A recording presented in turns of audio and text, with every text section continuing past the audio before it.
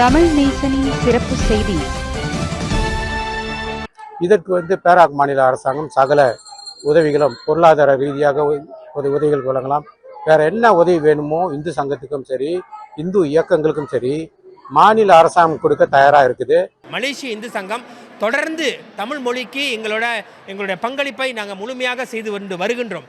பேரா மாநில இந்து சங்கத்தின் 48வது ஆண்டு திருமுறை விழா கோலாகலமாக நடைபெற்றது. ஈப்போ இந்து சங்கம் முதல் நிலையில் வாகை சூடியது. ஈப்போ மகா மாரியம்மன் ஆலய திருமண மண்டபத்தில் நடைபெற்ற மாநில நிலையிலான திருமுறை விழாவில் 899 மாணவர்கள் பங்கேற்றனர். இதில் 84 மாணவர்கள் இம்மாதம் 30ஆம் தேதி சைபர் ஜெயா பல்கலைக்கழகத்தில் நடைபெறவிருக்கும் தேசிய நிலையிலான திருமுறை ஓதும் போட்டியில் பங்கேற்க உள்ளனர். பேரா மாநிலத்தில் அனைத்து மாவட்டங்களில் நடைபெற்ற இப்போட்டியில் மொத்தம் 4606 மாணவர்கள் பங்கேற்று அதில் வெற்றி பெற்ற மாணவர்களில் 899 மாணவர்கள் மாநில அளவிலான போட்டியில் பங்கேற்றனர். இந்த ஆண்டு முதல் நிலையில் ஈப்போ வட்டார இந்து சங்கம் வாகை சூடியது. 2வது இடத்தை தைப்பிங் வட்டாரம், 3வது நிலையில் தெலுக்கின்தான், 4வது நிலையில் மஞ்சோங் மற்றும் 5வது நிலையில் சுங்கைசிப்புட் மாவட்டம் தேர்வாகியது. இப்போட்டியை பேரா மாநில ஆட்சிக்குழு உறுப்பினர் டத்தோ ஆ சிவனேசன் தொடக்கி வைத்தார். வெற்றி பெற்ற மாணவர்களுக்கு இந்து சங்க தேசிய தலைவர் தங்க கணேசன் பரிசுகளை எடுத்து வழங்கினார். இவ்விழாவில் உரையாற்றிய டத்தோ ஆ சிவனேசன் திருமுறை ஓதல் மூலம் இளம் தலைமுறைக்கு ஆன்மீக பாதையை காட்ட வேண்டுமென்று வலியுறுத்தினார். தலைமுறையினரிடையே ஆன்மீக உணர்வையும் சமய பண்பாடுகள் குறித்த விழிப்புணர்வையும் வளர்ப்பதில் திருமுறை ஓதல் போன்ற நிகழ்ச்சிகள் முக்கிய பங்கு வகிப்பதாக தெரிவித்தார்.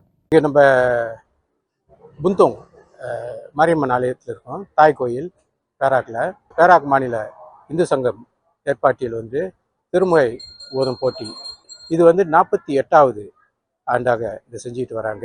ஒரு 6 நூற்றாண்டை கிட்ட வராங்க. இது ஒரு நம்ம பிள்ளைகளுக்கு இன்னைக்கு உள்ள உலகத்தில் மிக மிக முக்கியமான ஒரு நிகழ்வு. ஆன்மீகம் பற்றி ஒரு நிகழ்வு. இப்பயே நம்ம ஆரம்பித்தாதான் இப்போ வருங்காலத்தில் பிள்ளைகளுக்கு நம்ம ஆன்மீகத்தையும் தெரிஞ்சுக்கிட்டு அவர்கள் வேற வழிக்கு போகாமல் இருப்பதற்கு இது ஒரு நல்ல ஒரு அடித்தளம். இதற்கு பேராக் மாநில அரசாங்கம் சகல உதவிகளும் பொருளாதார ரீதியாக உதவிகள் வழங்கலாம். வேற என்ன உதவி வேணுமோ இந்து சங்கத்துக்கும் சரி, இந்து இயக்கங்களுக்கும் சரி, மாநில அரசாங்கம் கொடுக்க தயாராக இருக்குது. அதை அவர்கள் நன்றாக பயன்படுத்தி கொள்ளணும். நம்ம ஒவ்வொரு நாளும் பத்திரிகைகள் படிக்கிறோம், மதம் மாற்ற கேஸு என்று பல பிரச்சனைகள். ஆக இதெல்லாம் இல்லாமல் தடுக்கணும்னா இறை வழிபாடு மிக மிக முக்கியமாகுது. ஆக இது ஒரு நல்ல நிகழ்வு.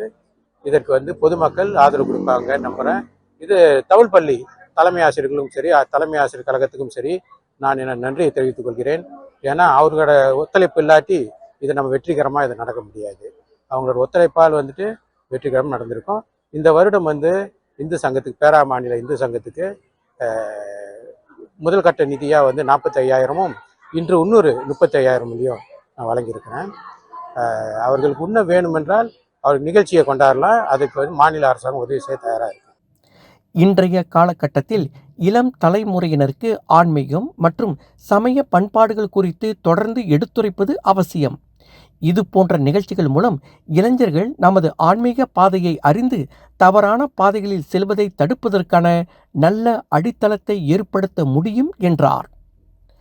மத மாற்றம் உள்ளிட்ட பல்வேறு பிரச்சனைகள் குறித்து தினமும் செய்திகள் வெளியாகும் நிலையில் இளம் தலைமுறையினரிடையே இறை நம்பிக்கையும் ஆன்மீக உணர்வையும் வளர்ப்பது மிகவும் முக்கியம். எனவே திருமுறை ஓதல் உள்ளிட்ட ஆன்மீக நிகழ்ச்சிகளுக்கு பொதுமக்கள் தொடர்ந்து ஆதரவு வழங்க வேண்டுமென்றும் அவர் கேட்டுக்கொண்டார்.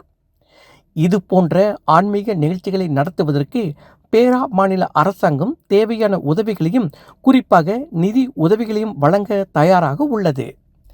இதனிடையே பேரா மாநிலத்தில் ஆலயங்கள் தொடர்பாக முன்வைக்கப்படும் பிரச்சனைகளுக்கு சட்டப்பூர்வமான தீர்வு காண மாநில அரசாங்கம் தயாராக இருப்பதாக டத்தோ ஆ சிவனேசன் தெரிவித்தார். ஆலயங்களுக்கு பிரச்சனைகள் ஏற்பட்டால் சம்பந்தப்பட்ட நிர்வாகங்கள் மாநில அரசாங்கத்தை அணுக வேண்டும். அதே வேளையில் அரசாங்கத்துடன் முழுமையாக ஒத்துழைத்து சட்டப்பூர்வமான தீர்வை நோக்கி செல்ல வேண்டுமென்றும் அவர் வலியுறுத்தினார். சில ஆலயங்கள் உரிய அனுமதிகளை பெறாமல் நிலங்களில் கட்டப்பட்டிருப்பது ஆரம்பத்திலேயே பிரச்சனையாக உள்ளது. தற்போது அவற்றுக்கு தீர்வு காண மாநில அரசாங்கம் நடவடிக்கை எடுத்து வருவதாகவும் அவர் கூறினார். இந்நிகழ்வில் பேசிய இந்து சங்க தேசிய தலைவர் தங்க கணேசன் 48ஆம் ஆண்டு திருமுறை ஓதும் விழா நாடு முழுவதிலும் 30,000 மாணவர்கள் பங்கேற்றுள்ளதாக குறிப்பிட்டார். இதில் இம்மாதம் 30ஆம் தேதி சைபர் ஜெயாவில் உள்ள பல்கலைக்கழகத்தில் தேசிய நிலையிலான திருமுறை விழா நடைபெற உள்ளது. மாநில அளவிலான போட்டிகளில் சிறந்து விளங்கிய மாணவர்கள் தேசிய அளவிலான இவ்விழாவில் பங்கேற்க உள்ளனர்.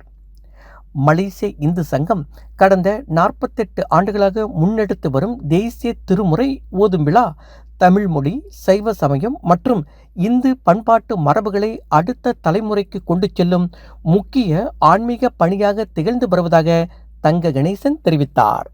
வணக்கம். திருச்சிற்றம்பலம். நமச்சிவாய வாழ்க, நாதன் தாழ் வாழ்க, இமை பொழுதுமே நெஞ்சில் நீங்கள் தான் தாழ் வாழ்க. மலேசிய இந்து சங்கத்தின் இன்றைய நிகழ்வின் அடியன் தங்க கணேசன், மலேசிய இந்து சங்க தேசிய தலைவர். அடியனோடு தேசிய துணைத் தலைவர் மரியாதைக்குரிய ஸ்ரீகாசி பி பாலகிருஷ்ணன் ஐயா இருக்கிறாங்க. அதே போல் உதவித் தலைவர் நம்முடைய முதல்நிலை உதவித் தலைவர் ஸ்ரீகாசி டத்தோ சங்கரத்னா டத்தோ மோகன்சான் அவர்களும் இருக்கின்றார்கள். மத்திய சிலை உறுப்பினர் ஐயா தினகரன் மற்றும் மாநில பேரவையின் பொறுப்பாளர்கள் இங்கே இருக்கின்றார்கள். அவர்களுக்கு இந்த வேளையில் நன்றியை தெரிவித்துக் கொண்டு, குறிப்பாக மலேசிய இந்து சங்கம் கடந்த 48 ஆண்டுகளாக இந்த தேசிய திருமுறை ஓது விழாவை வெற்றிகரமாக நடத்தி கொண்டு வருகின்றோம். அந்த வகையில் பார்த்திங்கன்னா இந்த ஆண்டு மட்டும் கிட்டத்தட்ட 30,000 மாணவர்கள் பங்கெடுத்திருக்கின்றார்கள். நாடு பூராக 9 மாநிலங்களில் நடைபெற்ற போட்டிகளில் பங்கெடுத்து 30,000 மாணவர்கள் பங்கெடுத்திருக்கின்றார்கள் என்பது பெருமைக்குரிய விஷயம். இதுவரை பார்த்திங்கன்னா கிட்டத்தட்ட நாட்டில் 48 ஆண்டுகளாக ஒரு 15 லட்சத்துக்கும் அதிகமான மாணவர்களை இந்த தேவார திருவாசகங்களை ஓதுவதற்கு நாங்கள் உருவாக்கி இருக்கின்றோம் என்பதில் பெருமை கொள்கின்றோம். அது மாத்திரமல்ல, இவ்வாண்டு மலேசிய இந்து சங்கம் தேசிய திருமுறை ஓதும் விழாவை எதிர்வரும் 30ஆம் தேதி ஆகஸ்ட் 30ஆம் தேதி சைபஜயா பல்கலைக்கழகத்தில் நடத்த ஏற்பாடுகள் நடந்து கொண்டிருக்கின்றது. அதில் கிட்டத்தட்ட 900 மாணவர்கள் பங்கெடுக்க இருக்கின்றார்கள். நாடுபூராக இருந்து இந்த 9 மாநிலத்திலிருந்து வெற்றி பெற்ற இன்றைக்கு பேராங் மாநிலத்தில் எப்படி 899 மாணவர்கள் பங்கெடுத்திருக்கின்றார்களோ அதுபோல் நாடுபூராகவும் இருந்து வருகின்ற 30ஆம் தேதி நம்முடைய தேசிய திருமுறை ஓதும் விழாவில் பங்கெடுக்க இருக்கின்றார்கள் என்பதில் பெருமை கொள்கின்றோம். போட்டி 6 பிரிவுகளாகவும் குழு தனிப்பிரிவாகவும் அதுபோல பேச்சு போட்டி, பஞ்சபுராணம், பதிக பாராயணம் இவை அனைத்தும் நடைபெற இருக்கின்றது. இங்கே அடியன் என்ன கூற விரும்புகின்றேன் என்றால், இந்த கடந்த 48 ஆண்டுகளாக நம்முடைய தேவார திருவாசகங்கள் ஓதப்பட்டு தமிழ் மொழிக்கு பெரிய அங்கீகாரம் வழங்கப்பட்டு வருகின்றது.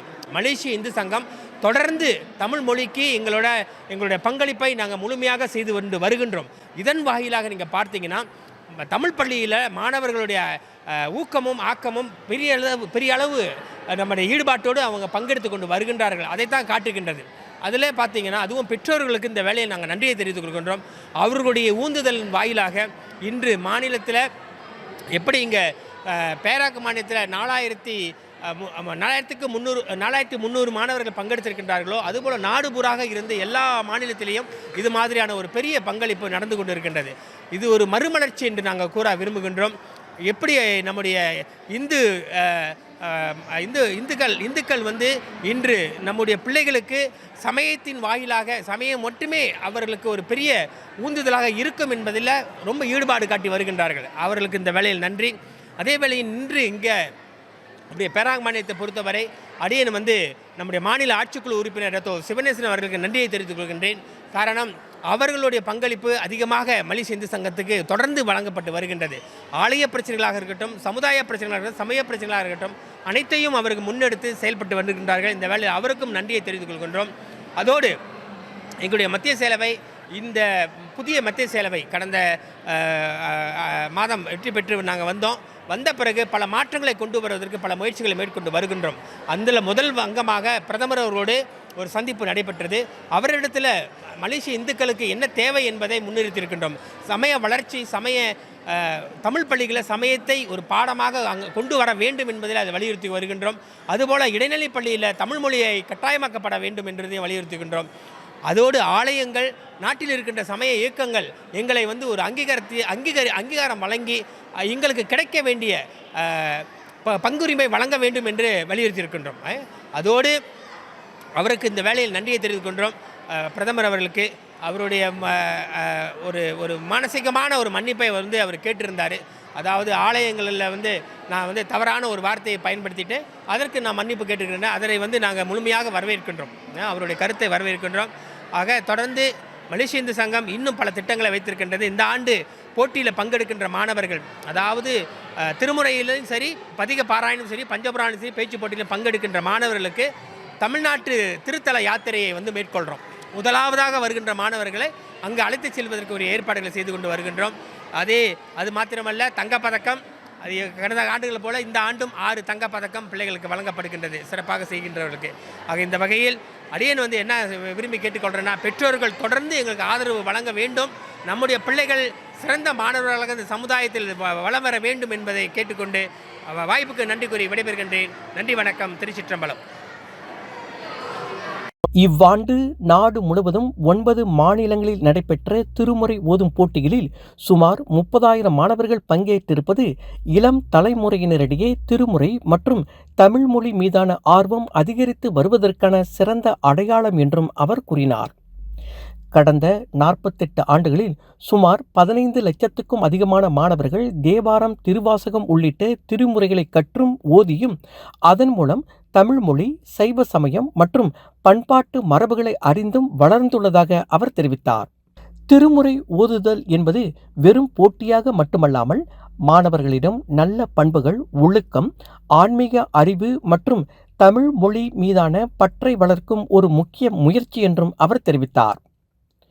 நமது பிள்ளைகள் கல்வியில் மட்டுமல்லாமல் தமிழ் மொழி, சமயம், பண்பாடு மற்றும் ஒழுக்கத்திலும் சிறந்து விளங்க வேண்டும்.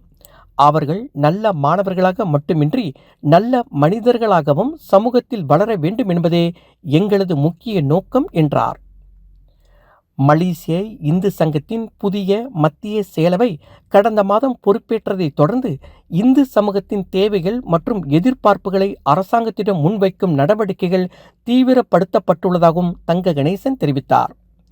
அதன் ஒரு பகுதியாக பிரதமரை சந்தித்து தமிழ் பள்ளிகளில் சமய கல்வியை ஒரு பாடமாக அறிமுகப்படுத்த வேண்டும், இடைநிலை பள்ளிகளில் தமிழ் மொழி கல்விக்கு கூடுதல் முக்கியத்துவம் வழங்க வேண்டும் உள்ளிட்ட கோரிக்கைகள் முன்வைக்கப்பட்டுள்ளதாக அவர் கூறினார். மேலும் நாட்டில் செயல்பட்டு வரும் பல்வேறு சமய அமைப்புகளுக்கு உரிய அங்கீகாரமும் அவர்களுக்கு கிடைக்க வேண்டிய உரிமைகளும் வழங்கப்பட வேண்டும் என்றும் அரசாங்கத்திடம் வலியுறுத்தப்பட்டுள்ளதாக தெரிவித்தார். பிரதமர் முன்னதாக தெரிவித்த கருத்து தொடர்பாக மனப்பூர்வமாக மன்னிப்பு கேட்டிருந்ததை மலேசிய இந்து சங்கம் வரவேற்பதாகவும் அவரது மன்னிப்பு மற்றும் நல்லிணக்க அணுகுமுறை பாராட்டுக்குரியது என்றும் அவர் கூறினார். மாணவர்களை மேலும் ஊக்கப்படுத்தும் வகையில் மலேசிய இந்து சங்கம் புதிய திட்டங்களை அறிமுகப்படுத்தி வருவதாகவும் அவர் தெரிவித்தார். இந்த ஆண்டு திருமுறை ஓதுதல், பதிக பாராயணம், பஞ்சபுராணம் மற்றும் பேச்சு போட்டிகளில் சிறந்து விளங்கும் மாணவர்களில் இருந்து தேர்வு செய்யப்படும் சிறந்த மாணவர்களுக்கு தமிழ்நாட்டின் திருத்தலங்களுக்கு ஆன்மீக யாத்திரை மேற்கொள்ளும் வாய்ப்பும் வழங்கப்பட உள்ளதாகவும் அவர் கூறினார். மேலும் திறமையை வெளிப்படுத்தும் மாணவர்களுக்கு 6 தங்க பதக்கங்கள் வழங்கப்பட உள்ளதாகவும் அவர் தெரிவித்தார். பெற்றோர்கள் தொடர்ந்து மலேசிய இந்து சங்கத்தின் முயற்சிகளுக்கு ஆதரவு வழங்க வேண்டும். திருமுறைகள் மூலமாக நமது சமயம், தமிழ் மொழி மற்றும் பண்பாட்டு மரபுகளை அடுத்த தலைமுறைக்கு கொண்டு செல்வதில் அனைவரும் ஒன்றிணைந்து செயல்பட வேண்டும் என்று தங்க கணேசன் கேட்டுக்கொண்டார். வணக்கம், என் பெயர் ஸ்ரீ சர்விஷ்ணி நாயர் சசிகுமார். நான் நஸ்திகத்தி மகாத்மா காந்தி கலாசாலையிலேருந்து வரேன். நான் இந்த மாநில அளவில் 5ஆம் இடத்தை பெற்றிருக்கேன். பேச்சு போட்டியில் மாவட்ட அளவில் 3ஆம் இடத்தை பெற்றேன். நான் மேலும் இந்தமாரி நிறைய போட்டிகளையும் கலந்துக்கணும், அதுக்கு நான் கடவுளை வேண்டிக்கிறேன்.